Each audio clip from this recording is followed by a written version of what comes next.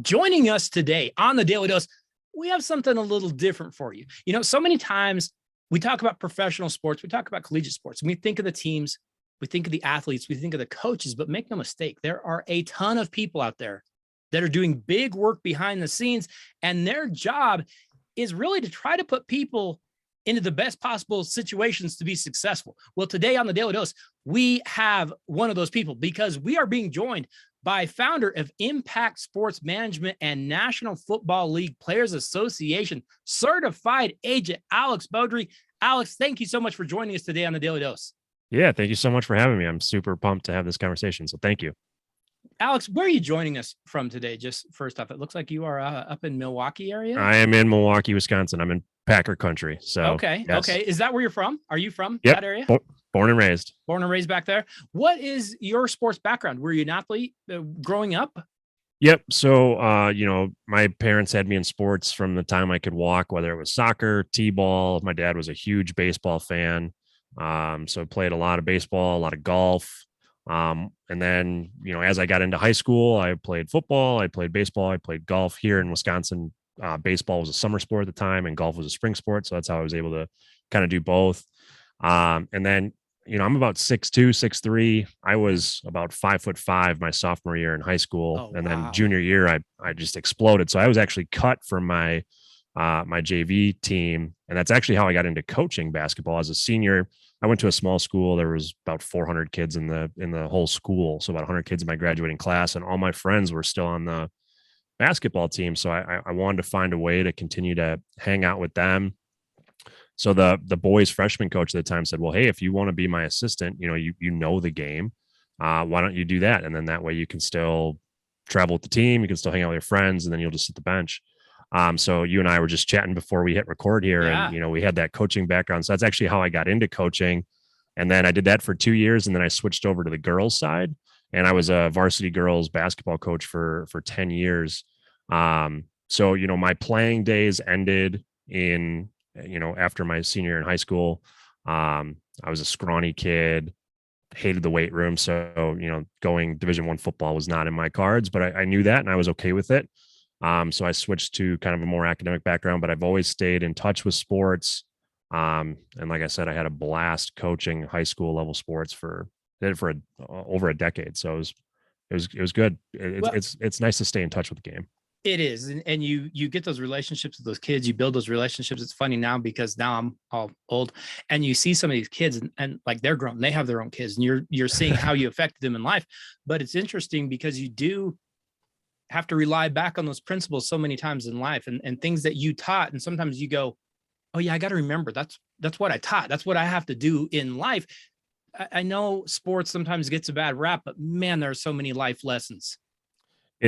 It's the perfect life lesson because it's scrunched down to 60 minutes or 40 minutes in basketball, whatever it might be.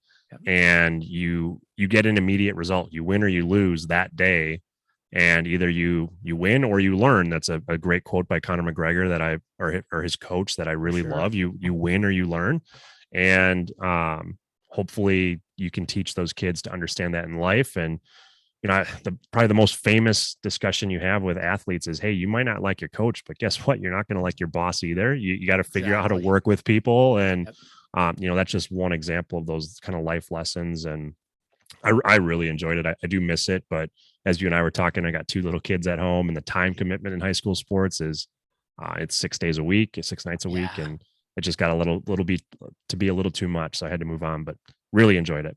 I did too. And I miss it.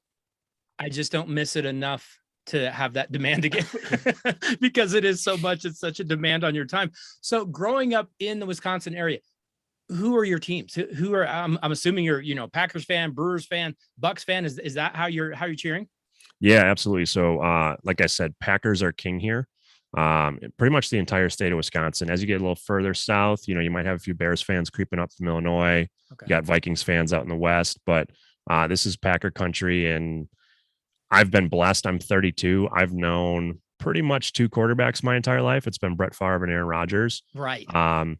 So they've always been competitive, which, you talk to my parents' age folks, It was not the case. The 70s, the 80s. No, a little different. It was rough to be a Packers fan. So I've been blessed from that standpoint. And the Brewers have been great ever since they've built Miller Park. They've been a lot more competitive, and they've had some good teams. David Stern, the general manager and now the president of the Brewers, has done a good job keeping that team competitive despite the payroll disparities in baseball. Right. And then the Bucks are reigning national championships. They Yeah. had a huge win last night over Boston, a huge comeback win. Giannis Antetokounmpo's got the keys to the city right now. He is the king of Milwaukee. I will admit that I'm a bandwagon fan when it comes to That's the Bucks. all right. So the last few years have been fun, but like all those dark years where they won 12 games to draft Jabari Parker. I forgot all those years. I don't blame you. Hey, I'm a Nuggets fan. I can feel all of that pain. That's real easy because we have so many failures here with our Denver Nuggets. But no, I understand. Kind of an odd question for you. We'll get into this a little more, but you become a sports agent. When you do you lose all that rooting interest? Or are you just so focused? Or are you still like, hey, that's still my team?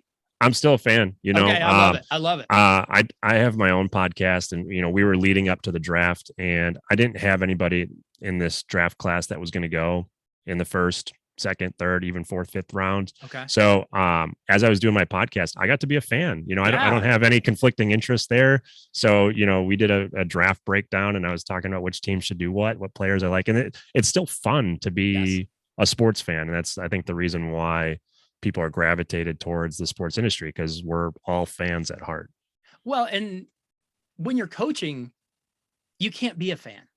You'll die 1,000 deaths if you are, because it's too Right. brutal. You have to be coach guy. I remember one of my very first years coaching, and I was just a lowly chump assistant. My head coach comes over and tells me, he goes, hey, remember, you're a coach tonight.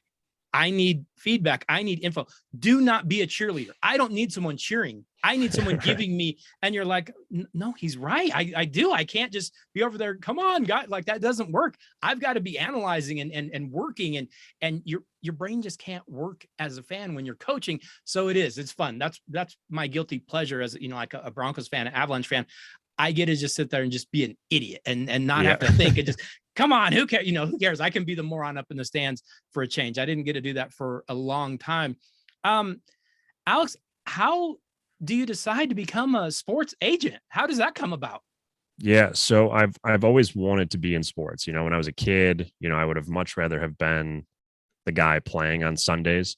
But like I said, I knew in high school, my playing days were going to end probably after my senior year in high school. So you start thinking about college. And, at the time I went to Marquette, which is right here in Milwaukee. At the time they had a really good basketball program. It was, Dominic James, Drell McNeil, Wes Matthews, who's still here. Was a Tom Crean led Marquette team. So, they had some good basketball teams. And, as I got into college, I wanted to figure out, okay, what's next? And at first I wanted to go to medical school. And then I went to my first chemistry class. And again, I went to a small high school. So now I'm sitting in a freshman chemistry class that's got 200 kids in it. Sure. And I fell behind pretty quick, and I figured, okay, this medical stuff isn't going to be for me. So what's the next best thing? So I looked at law school, and I kind of fell into a great situation at the time. And now we're talking probably 2010, 2011. Marquette was one of only a handful of schools that had a sports law specific program. So you could go and get your law degree. Here in Wisconsin, we're the only state where if you graduate from a law school here in Wisconsin, so either Marquette or the University of Wisconsin, you don't have to pass the bar. You're automatically admitted to the bar. Okay. And you could study sports law. So I was like, well, that seems really cool. So I switched all my focus I switched majors. I became a criminology and law studies major, applied to law school, stayed here in Milwaukee at Marquette. And, I was able to take courses specific to sports law. So amateur sports law, how do state athletic associations work? How does the NCAA's regulations work? How does it interact with other pieces of the law? Professional sports law, how do collective bargaining agreements work? And, kind of all the behind the scenes things that we as sports fans don't necessarily think too much about, but that is incredibly important to these leagues. For one example would be free agency. People my age, free agency in the NFL has been around pretty much my entire life. Right. That wasn't the case until like 92, 93. Yeah, I remember that. Somewhere in there. So the standing for that, baseball's antitrust exemption, those types of things. So it made that really cool. And, I went to be an agent. I'm like, this is what I want to do. I interned for a small sports marketing firm here in the Milwaukee area. But then, you start to figure out where the job market is, and the sports world is really difficult to break into. It's very much a who do you know business. And, starting out right out of law school, there's not a ton of money in it unless you are very well connected to a large agency, which I was not. So I went and got a job in the health insurance world for 6-7 years. I was a health insurance broker here in Wisconsin. I sold to municipalities and counties and school districts and helped set up their employee benefits plans. But I've just always had this itch to get back into sports. So in 2020, I applied to the NFLPA to be an agent. And then, of course, COVID shut everything down for a year and a half. Right. But then last summer, they kind of got back on schedule. And, I attended the seminar, took the test, and was certified last October. So that's my life story in a 30,000 foot view on how I got into this crazy world. Well, what kind of certification do you have to what do you have to pass to be certified? You talked about a test that you have to take. What is it that you have to take? So the process to be an agent is actually really simple. It's not easy, but it's really simple. Okay. You have to have a postgraduate degree, so either an MBA or a law degree. You apply to the NFLPA, you pay a fee. It's like $2,500. They do a background check. And then assuming you pass the background check, you attend a 2-day seminar. This year it was online with COVID and everything else. Sure. And they basically run through the collective bargaining agreement in 2 days. It goes by super fast. I mean, you got to be pretty well prepared heading into it. Yeah. But they hit the points they want you to really emphasize. And then there's a 60 question multiple choice test. It's open book, open note, and you get 3 hours. And it sounds really easy, but I think, and these are all lawyers and they're all people with masters, MBAs, but I think people take that for granted. And I mean, my quote unquote class, the pass rate was 41%, I believe. Oh, wow. So more than half of the people that took the test did not pass. So it's, it's something I'm proud of that I passed on the first try. Sure. So yeah, it's kind of like a mini bar exam, but just on the CBA for the NFL. What's the toughest part of the test? What's a question that tripped you up that you can think of, or do you have one that you were like, that section just killed me? The hardest thing is just to slow down and read. Yeah. I think. Yeah. These are other agents and lawyers who write these questions. Sure. So if you just like skim the question, you're going too fast, there might be one answer that seems really obvious, but I think they want you to think it's obvious. You got to really slow down. Okay, what section of the collective bargaining agreement are you talking about? What rule applies here? There's a little bit of math that might trip some people up. Like, okay, they give you the rookie wage scale, for example. So every rookie who was just drafted a few weeks ago, based on what draft slot they were in, exactly how much money they're going to get. And there's like a 25% rule. So no cap charge can be more than 25% than the previous year. Okay. So they'll give you like an end number and like a middle number. And then based on those two numbers, you have to figure out the salary cap for each 4 years. So there's a little bit of math that if you're not comfortable with those numbers, sure, that might throw you off. But, again, I think the biggest thing that throws people off is they look at it and say, oh, it's 60 questions for 3 hours and it's open book, open note. How hard can this be? How hard could it be? Yeah. And it's pretty difficult. So you've gone through this, and maybe you didn't go through it, by the book. Maybe you didn't go down this course the way anyone would draw it up. But if you were giving advice now to a young person that said they wanted to go into the sports agent business, what advice would you be keying on? What would you be telling them? The number one thing that I wish I would have done a better job of was taking advantage of internships when I was in law school. Okay. Law schools are very well connected. A lot of times they'll have someone who graduated from there who may be working for a professional team or maybe working for, an agency. So take advantage of those relationships and use that to break in. when I was in law school, I very much took the approach, I'm going to treat it kind of like a job. I'm going to go in, get my work done, and go home. I didn't really do a great job of networking while at school. Okay. And that probably made things a little bit harder for me, if I'm being honest, looking back. There was a guy who graduated from Marquette a year above me. I believe he's now the pro director of scouting at the San Francisco 49ers. So Oh, he wow. did a great job of getting right in, Sure. became a scouting assistant, and, worked his way up through the scouting ranks. And now he's the director of pro scouting at the San Francisco 49ers. So that would be an example of, he knew what he wanted and did it. I kind of wavered and, my Right. path kind of weaved, but at the same Yeah. time, I don't kick myself too hard for it, because I learned how to sell in my old business. I learned how businesses operate. Yeah. And now that I'm a little bit older, I think it's a little bit easier for a college aged man to trust me, because I'm 32. I have a mortgage. I have a house. Sure. Where if you're 25, fresh out of law school, you don't know too much more than they do, to be honest. No, of course not. I have a little bit more life experience now. So, Well, and there's also always something to be said for learning to hustle a little bit, yeah, learning to kind of grind, and maybe you didn't get that easy step, but you go, yeah, but I learned how to kind of work harder than the person next to me. Always something there for that as well. You join a small agency, and then do you decide to branch off and create your own? How does that come about? So I created my own agency right away. So again, sports is difficult to break into. The large agencies, typically, if you don't know someone while you're in law school, you don't do an internship, they don't really, like, if you go on Indeed or LinkedIn, there's no postings for sports agent jobs. Right. Like, the athletes first, the CAAs, the big firms, they kind of know who they want. And a lot of times they will only take you if you already have established clients. So to be honest, I didn't want to start a business. Being an entrepreneur is something that I never really strive to be. It's not really in my DNA.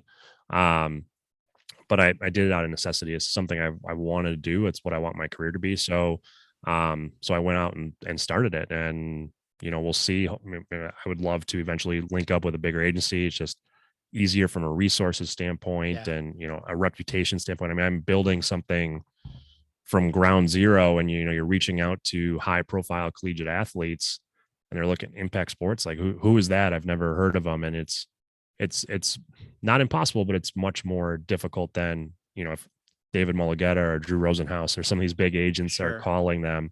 They have that name and that reputation that they've built over 30 plus years. So, Right. There's pros and cons to everything, but that's kind of how I created my own agency and why. So then what does Impact Sports Management kind of provide? Like, what is it that you're going to be doing on a day-to-day level for your clients, or even trying to get clients? How does that work? So how I got clients, so I had 6 guys signed this last year.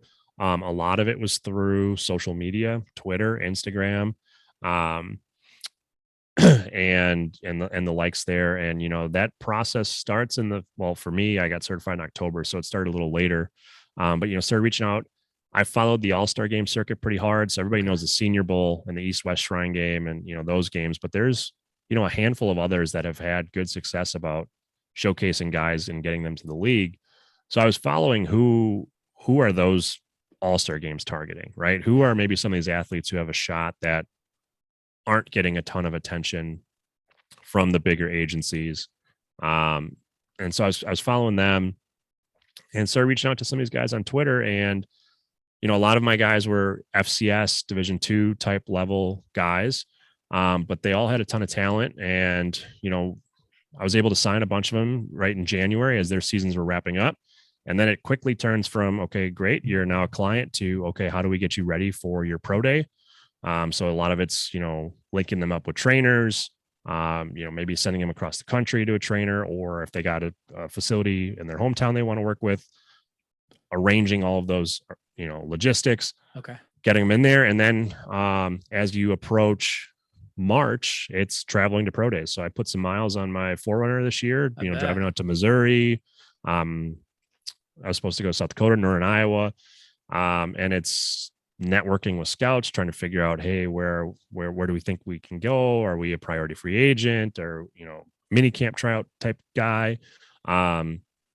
And then between your pro day and the draft is like purgatory. It's really hard because you're just waiting now. There's nothing more you can do. You got all your film, you got your pro day results, and now it's just kind of sitting and waiting.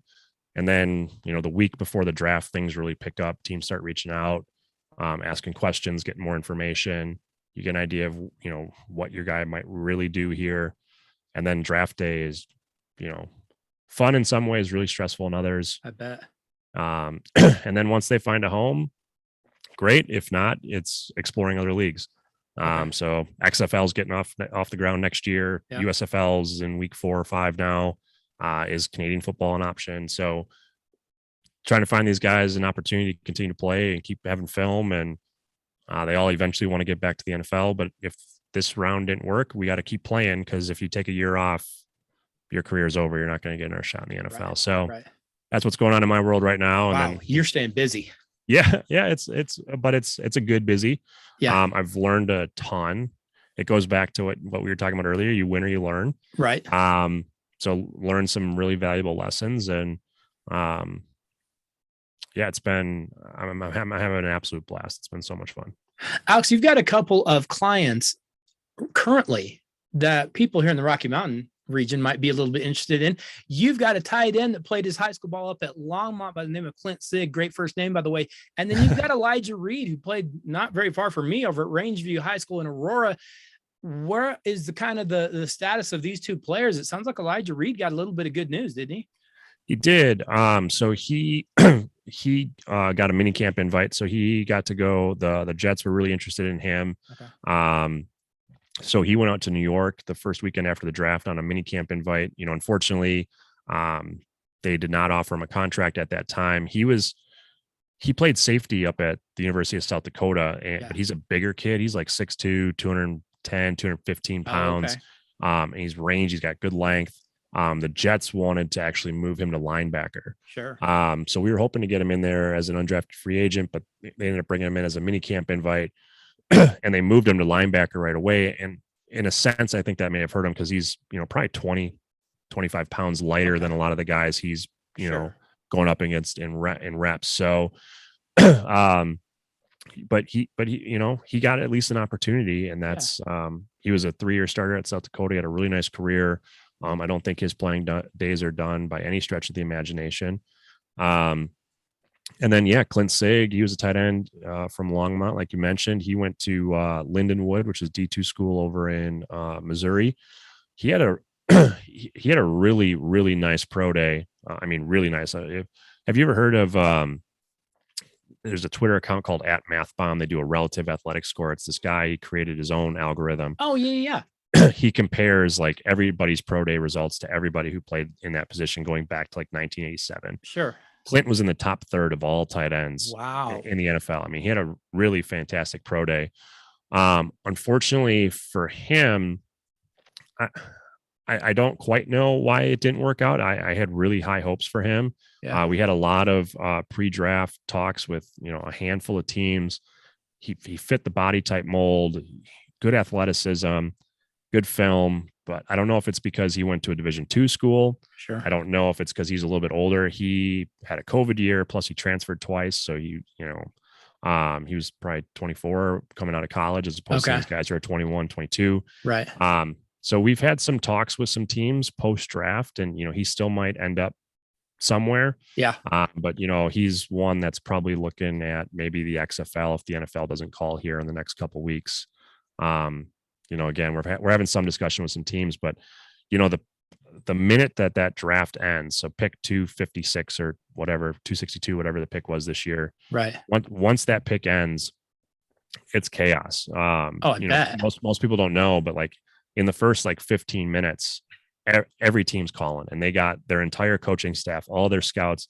Everybody gets a position group, and they're just trying to fill their rosters, whether it's a UDFA, undrafted free agent, or a mini camp invite. And it just happens so quick. And if your phone doesn't ring, there's not a lot of time to try and get, your guy with a mini camp invite. These rosters fill up extremely fast. So like I said, I learned a lot of valuable lessons about the draft, and, what to take when teams start reaching out. What does it really mean? What does it not mean? probably could do a better job of, managing players' expectations, because I probably got caught up a little bit in like, hey, this team reached out. They seemed really interested. Well, Yeah. they might be, but they might also not be, because you don't know what's going to happen on draft day. They might pick two guys at your position in the draft. They might, who knows what happens in those war rooms. So it was a really good experience, but yeah, hopefully we can still find a home for some of these guys, because they're good football players. Well, and I was just thinking about that because, we think about watching the draft and all of us are all excited to watch the draft. Watching the draft with you has got to be completely insane because we're cheering for our teams, or we're cheering for our colleges, or we're cheering for local kids or whatever. I'm assuming you're tracking positions and team needs and a whole host of other things, who's contacted, who hasn't contacted. I mean, what was draft day kind of like for you just a few weeks ago? What were you doing? Is it just on your phone with a charger in your hand nonstop? How does that work? Yeah, this was the first year that I've watched every single pick. I did not miss a pick this year. Okay. Because like you, I'm a fan, right? So, as a Packer fan, okay, the Packers picked in round 2. Well, they don't pick again for another 30 picks. I'm going to go, eat a sandwich, whatever, have a beer. Yeah. But this year, yeah, it was a lot of, okay, I know that these teams at least have expressed some interest in one of my players. Okay, so team X, and my client's a tight end, they expressed interest, but now are they going to draft a tight end? What are they doing? Do they trade back for more picks? How many UDFA spots do I think they're going to have available post draft? Because again, a lot of my guys are probably not going to get drafted. Okay. So I was focused more on what's going to happen immediately after the draft. So how many spots do they have available? Do they draft somebody at my guy's position? Once the 5th, 6th rounds kick off on Saturday, right as probably the general population's turning off their TV because you've never heard. I mean, the casual fan has not heard of most of the guys who are going on Saturday of the draft. But that's when the agents' work really begins, because now teams are starting to reach out. Your phone's starting to go off. And if it's not, that's a sign too. Like, hey, I'm not hearing anything. So if someone calls and, they might call the player directly, and you don't have a lot of time, right? So when a team calls after the draft, they might say, hey, here's our offer, take it or leave it. So if they call my player directly, I need to have coached him on what to say, whether we want to go to that team or not. And so, all day during the draft, you're keeping track of who's going where to which teams, but also constantly communicating with your guys. Hey, that was a good pick for us, or hey, no, that wasn't a good pick for us. If this team calls, this is what we want to do. Those types of conversations. So yeah, Saturday, kicked everybody out of my house. My wife, my kids, they were all gone. Had some peace and quiet. Phone was on the charger. I don't get great cell service in this house either. So I was constantly like doing test calls with my wife, like, sure, hey, make sure my phone's working. But yeah, it was like I said, it was a lot of fun, but very stressful. Oh, I can't even imagine. Every year in the draft, we see players rise, we see them fall. And I know this year we didn't have, maybe it's because we didn't have the big skill position group aside from wide receivers, I guess, quarterbacks, running backs, tight ends, kind of quiet. But we see surprises. We see guys drop that we didn't expect. I have to think some of those you're kind of expecting, more than what the average fan is knowing. So you're going, well, yeah, but I had kind of heard they were slipping. Or are they just as surprising to you? The big thing with risers and fallers, most of the time, that's just a media narrative. Yeah. Scouts got these guys pretty well pegged. So I'll give you like maybe one of the more famous examples from this last draft was Kayvon Thibodeau. Yep. He was probably in December, the media consensus to be the number 1 overall pick. And he quote unquote slipped to pick 5. Well, but if you talk to scouts, they probably didn't have him at pick 1. They probably had him in that 5 to 10 range. And, in the media, especially like around November, December, your Adam Schefters, your Aaron Rappaports, all of your media insiders, they're talking to general managers or maybe even directors of scouting. But draft boards aren't even beginning to be done until December. So, a general manager might be like, oh yeah, Kayvon Thibodeau is, the number 1 overall pick. So what's being reported may not be false. But then when they get into their war room and they start building their board and their scouts like, hey, actually, I think these 4 guys are better. Then you'll see like, oh, Thibodeau's slipping down draft boards. Well, he's not really slipping. He's probably just falling to where he actually belongs. Right. this draft, I will say, was unique in the fact that you had four guys, I believe, in the green room on Thursday that not only didn't get picked in round 1, but round Right. 2. I mean, Yeah. or 3. You had Malik Willis Like Willis, and yeah. I'm going to blank the other quarterback. Was it Corral? Corral, yes, thank you. Yeah. They both slipped till the round 3. N'Kobe Dean, the linebacker from Georgia, That he is slipped to insane round to me. 3. Yeah, but for him, it seemed to be more medical. Yeah, And for sure. same with like Justin Ross, wide receiver from Clemson. Yeah. He was a consensus first round pick a year ago, but he went undrafted. And I think a lot of the concerns were based on his medical reports. So Right. that is a huge component that I don't know if they're not my client. The media doesn't get access to their medical information, but the teams all have it. So you got to be prepared for it. And, as an agent, it's interesting. N'Kobe Dean fired his agent immediately after the draft. So, I don't think it's his agent's fault that he went in the 3rd round, but also you probably should have had better discussions with him to not send him to Vegas if you knew this was a possibility. For sure. So, because it's embarrassing to be there and then you don't go day 1 and you don't go until the 2nd round of day 2. So, right. Well, and you talked about a team comes out and they say, hey, this is kind of the group we're looking at, or maybe we have this player kind of pegged in this kind of area. But then there's also every team lies, don't they? Like, yes. if I'm the GM, there's no way I'm telling you what I'm really doing. There's no way.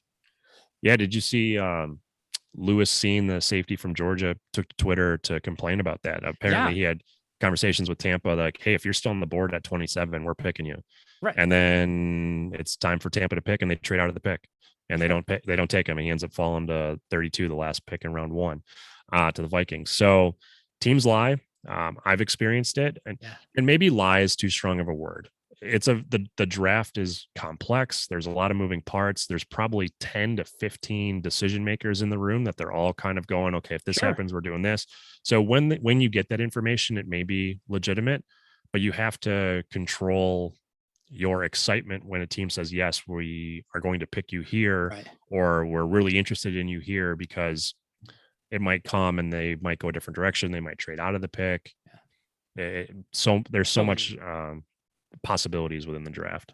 Well, and it can be gamesmanship. It can be, well, we thought we were going to do that. We legitimately did, but then, things change and the board changes and we saw someone else that might be so a lot of things can change and move around. That's my favorite thing with the official 30 visits, or, the media call them top 30 visits, right? So before the draft, teams can bring in up to 30 guys. And, there's a lot of news, right? Oh, the Packers brought in this player for a workout.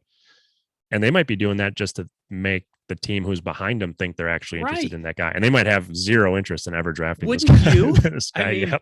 So there is a lot of gamesmanship and a lot of media reports that teams will leak on purpose to, get the rest of the league think they're going one direction and they go different. So when you're looking at a player to be drafted, and I know that you're probably hoping for the best of both worlds if you can get it, but are you hoping for the higher pick? Are you hoping for the best situation? Are you hoping for this is where he could actually make it? Or maybe I'd rather he not be drafted so he can go sign somewhere else.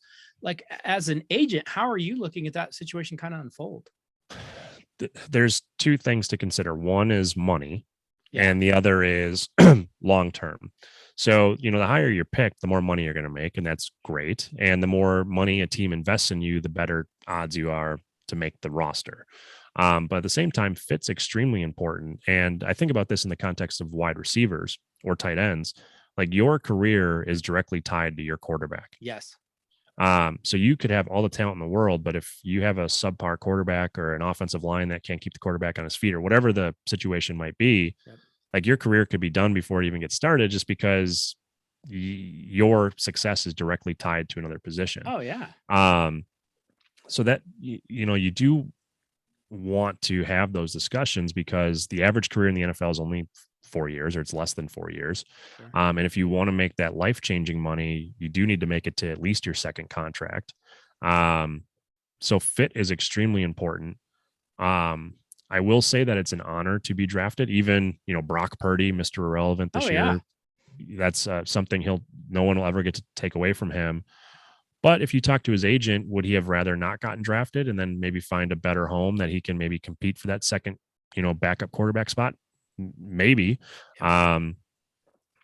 Those are things you certainly look at for sure. Is okay, if we don't get drafted, now we can pick at least of the teams that are interested, Right. and we can look at depth charts. We can look at our competition.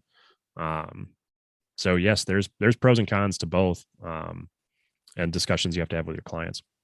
Alex, I know that you work on the NFL side of things, but because you do, you also are looking at prospective clients. You have to deal with collegiate athletes as well.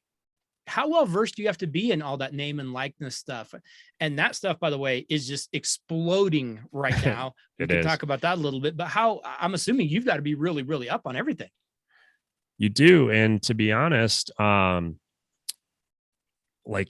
a year ago when I was getting into this industry, I had never thought that I would potentially be talking to high school athletes. And Wow. in 10 months of name, image, and likeness, I think that's probably going to change. Yeah. I think your 4 and 5-star recruits for sure, at least on the trajectory, easy for me to say, the path we are on. I use smaller words. The path we are on with name, image, and likeness and collectives, rightly or wrongly, getting into the recruiting game. I think Right. most kids should and will have an agent or an attorney to help manage this money, this component of it, to protect their eligibility. Yep. Because it is exploding. The NCAA this past week has issued, I'm not even going to call it new guidance, but like a reminder, like, Right. hey, these are our rules and we're going to start enforcing them. Those will probably immediately be challenged in court, and we'll see where that goes. But you, like, as a agent, talking to a high school kid, they need to be aware of the risks of accepting that contract. And what does this mean for your potential eligibility? Because yes, it might be overturned in court, but that could be 6 years from now. And if you don't ever get to play college football, you just, ruined your chances.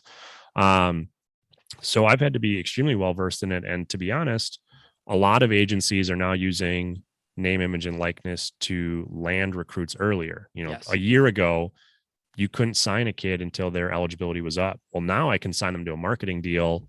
I can put a little cash in their pocket. And if I do a good job, obviously you hope that player will continue to use you as their representative as they go to the NFL. So you've seen the bigger agencies jump in right away, working with these top level athletes to get the marketing deal so that when they are eligible for the draft, they use them as their agent. So yeah, it's evolving very rapidly. You're trying to learn on the fly, but you have to be, I think, well versed in NIL. Otherwise, you're probably not going to have too many clients, because the top level football players are getting paid now, and they need representation. They need help with it. They need good representation. I think the hardest thing is agents have always had a bad image, kind of slimy, doing backroom deals, and they're just out for money. And you're seeing that, which is disappointing, because it's, I think there is a place for agents and attorneys to help these young men navigate these waters. But unfortunately, just like in any industry, there's bad players, and hopefully that can get weeded out and called out, because Yes. we don't need any more bad publicity as agents. No, and I agree with you. And maybe that's going to eventually be on the NFL to kind of sort through and figure out, okay, should you really be able to do this work? Alex, right now it feels like the Wild West. Anything is possible. We've got money flying around. Boosters are just blatantly recruiting. And I know I'm kind of putting you on the spot with this question, because nope, I don't know if anybody knows. Where's this going to go? Are we going to get some sort of legislation step in and go, okay, we've got to have some kind of limits on this, because this is insane. It doesn't feel, I guess, sustainable. The sustainability question I do wonder about. And I also wonder, like, who's really getting hurt here? Yeah. The people who are complaining the loudest seem to be coaches from Power 5 schools that maybe aren't getting the same recruits they were getting. Right. My big thing throughout this whole process is, the big concern coming from these universities is, college football is going to be destroyed, and there's not going to be any parity. But if you look at it, like that kid from California, Nico Amaliva, high school junior right now, got an NIL deal to attend Tennessee. Yeah. He was like the 3rd ranked quarterback in his class. I can almost guarantee you if NIL wasn't in place, he's not going to the University of Tennessee. They haven't been good since Peyton Manning. Correct. So I think that NIL can actually can do a better job of spreading out talent because, Georgia's not going to be able to pay their third string quarterback what Tennessee is going to pay a starter. Yeah. And there hasn't been much parity in college football anyway. If you look at the college football playoff the last 8 years, it's Alabama, Ohio State, Clemson, Oklahoma. I mean, it's Georgia. It's the same schools every year. So maybe NIL can spread that wealth out a little bit. In terms of where does this go, I agree that it quickly evolved from this is now an opportunity for college athletes to make money to like it's hard to get an NIL deal if you're already enrolled in college. It's all the money's going towards recruiting, which is not what it was designed to do. The problem is the NCAA, when they lost the Supreme Court case last summer, the Alston case, they were like cut at the knees. I mean, they haven't done anything. No. And now we're almost a year into it. And now they're going to decide to finally try and enforce this. And they say they're not going to go after the athletes. They're going to go after the boosters, the collectives, or even the school. It's going to be challenged in court immediately. Yeah. I don't think they're going to win. It's going to be so under antitrust law, you have to prove that the consumer would be harmed if this regulation was not enforced. So essentially the consumer is the fan. And the NCAA would have to prove that if we don't enforce these rules, we're going to lose viewers. And to be honest, I don't think that's going to be the case. I don't think it is either. You look at college basketball this last year when NIL was in full force and the NCAA tournament's ratings were up 12%. Yep. I mean, booming. And professional sports has never been higher. So yes, may it be quote unquote a different product. I guess you could argue that, but I don't think the consumer is going to care. So that leaves the NCAA two options. One, they can get federal legislation from Congress. I don't see that happening. We're in an election year. Plus Congress can't agree on anything. No.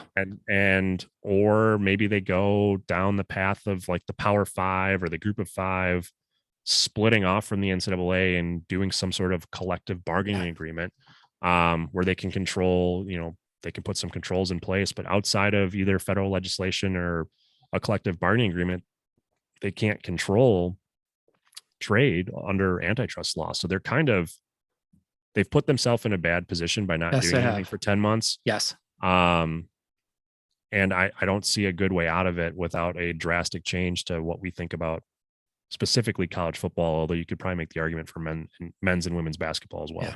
Well, and when you see, they're having these meetings now and they're sending different people and you're seeing people from the big conferences go, and you're not really seeing NCAA representation go. That kind of makes me wonder again, what is it exactly you're doing? Have you just been cut at the knees so much that, hey, they're just completely toothless. They can't really do much of anything and they don't really know what to do. That's what it's kind of feeling like.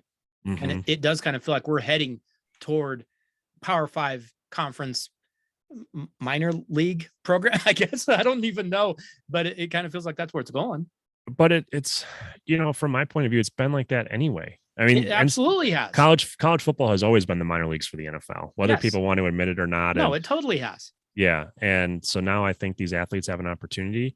Again, they just need to be careful not to chase just the dollar and, looking at fit. The transfer portal, I think the transfer portal is great for athletes to be able to move. But right now there's over 70% of those athletes who are stuck out in the portal that don't have a home. Insane. So again, what advice are these athletes getting? Because before you jump into the transfer portal, you need to understand what that means for you. Because yes, you can always go back to the program you're trying to transfer from, but now the coaching staff knows you don't want to be there. Your odds of getting more playing time are zero. Right. You've kind of burnt that bridge. Yeah. Yeah. So, understanding what that is and understanding, where you might be able to go, what impact on freshmen does this have? I mean, there's a lot of moving parts that the lid's kind of been cracked open on, and I don't know, you can't stuff this back in the tube. No. So, we now need to move forward with a system, whether it's collective bargaining. I think there's a guy on Twitter that I follow, Mitt Winter. He's a sports lawyer, really good follow. He's been pushing the collective bargaining angle. I think that's where it's going to go, because then whether they unionize or not, that's not really important. But if it's, some sort of collective bargaining agreement, we can have salary caps in place. We can have specific recruiting rules, right? What's allowed, what's not allowed. I mean, there do need to be some guardrails in place. I'm not in favor of just this chaotic system. Yeah. But there's I think a 0% chance we go back to how it was a year ago. Oh no. Where, kids can't make money, they can't get jobs, and they have to sit out a year when they transfer. I just don't see that coming back. So I don't see how it could. And like you said, I don't think you can put that back in. There's going to be way too much support. There's going to be lawsuits. There's going to be way too many things. My thing, and I've been saying this for a number of years, is that I am of the belief, and this is where I feel like people like you are so important. I am of the belief that these kids need good, ethical agents to go out, make sure these boosters aren't going to rob them, make sure these schools have at least somewhat of their best interests at heart, and put them in good, healthy situations because you're not dealing with necessarily a pro sports team or even a college. Sometimes you're dealing with a booster who knows what they're doing. You need someone to look out for the kids, because at the end of the day, that's who this is all supposed to be about, right? The best thing for the kids. Yeah, absolutely. And, before NIL, agents were treated as the enemy, especially from the schools. Right. I mean, if you touched an agent, you were poisoned. Yeah. Yeah. And all they cared about is making sure you could play on Saturday. Yep. So don't talk to agents. Agents are bad news. And so then what happens? It's like prohibition with alcohol. Well, then they do it the backroom channels, and then you are getting the slimy agents in there. Exactly. And they are getting the bad advice. And, unfortunately, both the athlete and their parents are in the dark about even the process to get into the NFL. What does this mean? What should I be doing? What should training look like? All of that stuff, they're trying to figure it out on their own. And in my experience, universities haven't done a good job of educating their athletes to transition to pro. And now I think it's even more important for universities to probably educate their athletes coming in. Okay, here's what can happen. Here's what you can do. Here's what you can't do. Here's who you should look for, or here's what you should look for in an agent. Here's what is, a red flag. Like, they're going to need. Deion Sanders had a great little TikTok or Twitter video yesterday. Like, we need more resources to educate, because now we're going to have athletes that are making more than our coaches. Yep. And we need to treat them that way, and they need to be educated. Otherwise, if you leave it up to them, there's going to be mistakes, and we can't just throw our hands up and blame the system. We need to educate them, put them with the right representatives, the right mentors, so that they do understand how to manage this money. They do understand what the pros and cons of a contract are, everything that goes into it, so that they can succeed. Alex, you bring up someone that I actually have down here to ask you a question about. You bring up Deion Sanders. He's the head coach down at Jackson State. This last year, somehow Deion pulls one of the top recruits in the country, and Travis Hunter gets him to go to a small school. There's no way we're going to start seeing more of this with the name and likeness stuff like you talked about. Maybe it spreads the wealth a little more. This might be happening more and more, huh? I think so. And I think the NFL and all-star games like the Senior Bowl have done a really good job of highlighting some of those HBCUs to make it, I don't want to sound like nerdy here, but cool to go to a historically Black college. And you get a coach like Coach Prime. There was another big name coach that went to another HBCU. I'm blanking on the name right now. So you're starting to see this transition, which is, I think, great. And again, parity is great. That's what makes the men's basketball tournament so much fun, because you can get a team like St. Peter's make it to the Elite Eight.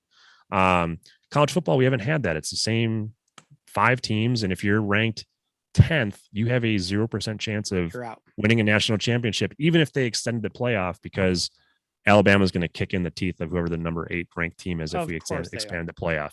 So, I think NIL can do that. I think you're seeing it with Jackson State. I think you'll see it, like I mentioned, the kid going to Tennessee. Yeah. I think you'll start to see some of these other programs get creative around NIL, and maybe land a few more 5-star recruits who aren't all congregated in the Southeastern Conference.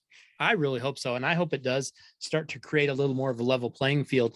I think it's going to take people understanding kind of how to make this work. And you're going to see the more creative ones figure out a way to do this. Okay. We have a name and likeness expert here. We have someone who actually understands the legality of it, understands the inner workings of it. Alex, I've got a question for you. Can I go out and find a player, maybe like a small, college player? You deal with some smaller college guys. You got a couple of guys that you're working with directly. Maybe I give them $5, have them wear my t-shirt, and the Daly Dose could have our own name and likeness player. Would that kind of thing be allowed? Is that a possibility? Yeah, there's no reason why it's not. That's what NIL was intended to be, right? You There know, we go. we want to use your name, image, and likeness to rep the Daily Dose and wear this T-shirt, put it on Instagram, and we'll pay you $10 or whatever. Yeah, See, that's exactly what I NIL might was need to designed to reach do. out to Clint Sig and talk to this guy about that. He's got a great name. We're cheering for that guy. Went to Longmont. Yeah, Yeah, I and like I this a lot. get a share of that $5. So yeah, let's Exactly. let's set it up. Let's make this happen. I absolutely love it. Alex, before we let you go, and I genuinely I appreciate you coming by. You have so much information and so much knowledge. It's just great to have it.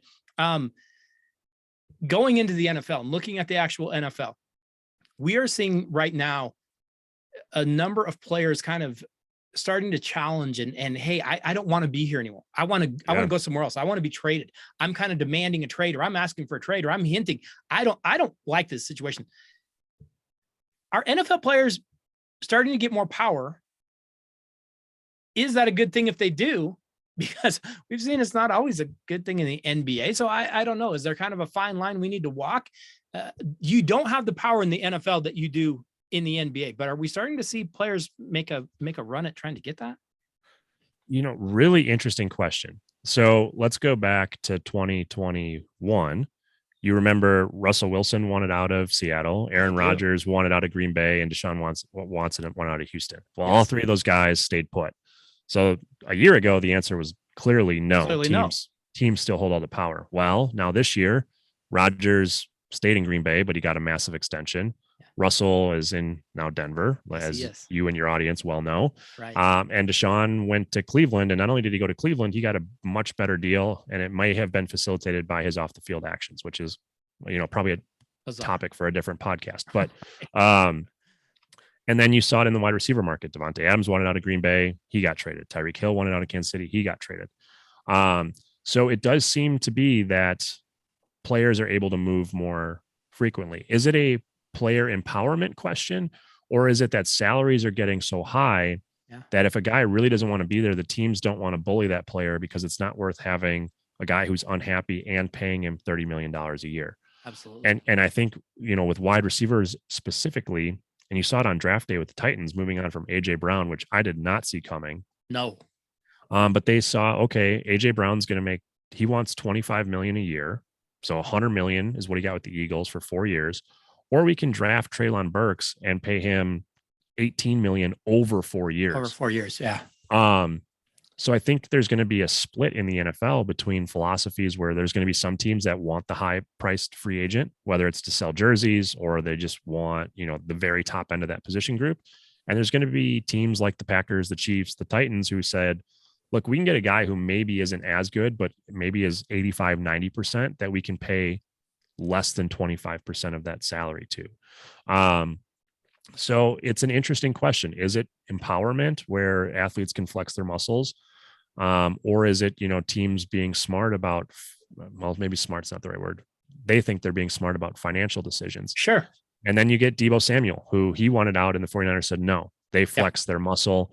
And, as an agent, you need to tell your player, look, the team still has all the power. Yeah. Like Deebo Samuel is stuck in San Francisco. He's got another year in his contract. You'll never see a player hold out. It's too expensive. He'd be fined $40,000 a day. Plus he would lose signing bonus money. It's too expensive. You might see a hold in, the guys show up and, oh, my hamstring hurts and I can't practice, that type of thing. Of course. But if they want you there, you need to be there. And then even worse, you might play this year. And when he would be a free agent next year, they still have the franchise tag for another 2 years. Yes, they do. So management and teams still have all of the leverage. But you are seeing star players say, I don't want to be here, and are getting moved. So is this a trend? Maybe as salaries continue to rise. I think it might be. Quarterbacks will be a really interesting one. Deshaun getting his fully $230 million fully guaranteed. Yeah. What does that do for teams like the Chargers, who have Herbert coming up, the Bengals with Burrow? Some of these franchises who aren't rich in cash, do they extend a guy like Burrow? Do they move on from him because they can't afford it? It's going to be really fascinating to watch what teams do at some of these positions that are, really rising quickly in the pay scale. Alex, I could sit here and have this conversation with you all day. It is absolutely fascinating. You've got so much knowledge and so much insider knowledge that it's just, I just truly have enjoyed our conversation. Before we go, though, you have your own podcast. Where can people come and find in your work out there where you're doing some podcast work yourself? Yeah, it's called Hitting Pay Dirt by Impact Sports. It's on both Apple and Spotify. So check it out. I try to get into the weeds. I try to look at current events in the NFL from an agent's perspective. If your audience really wants to get nerdy, I do some CBA talk and kind of get into the nitty gritty.